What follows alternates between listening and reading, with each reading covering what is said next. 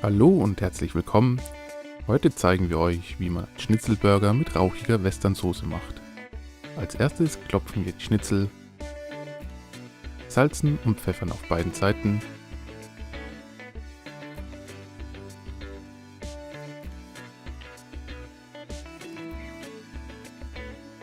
Und anschließend panieren wir die ganzen Schnitzel.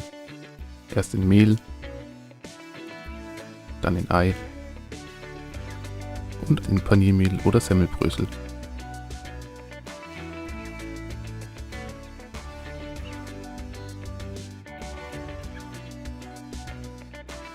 Wenn die Schnitzel paniert sind, stellen wir sie erstmal zur Seite und kümmern uns um die Westernsoße. Wir nehmen einen guten Schuss Mayonnaise, etwas Barbecue-Soße, einen Löffel Senf und etwas Chiliflocken. Alles gut verrühren und fertig ist die Soße. Als nächstes frittierbraten wir die Schnitzel in heißem Öl. Schön beidseitig, bis sie goldbraun sind.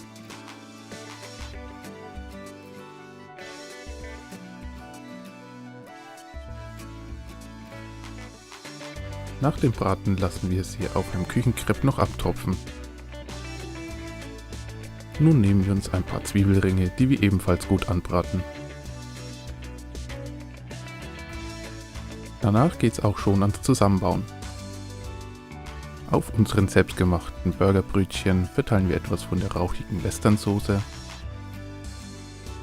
geben etwas Salat dazu, unser frisch gebratenes Schnitzel, etwas Käse und die schön gerösteten Zwiebelringe. Zum Abschluss noch den Deckel mit etwas Soße und der Burger ist auch schon fertig. Perfekt dazu passen Kartoffelecken, Pommes oder Kartoffelchips. Wer das Ganze mal nachbasteln will, hier nochmal die Zutaten. Vielen Dank fürs Zusehen, guten Appetit, wir sind Böhmev, bis zum nächsten Mal.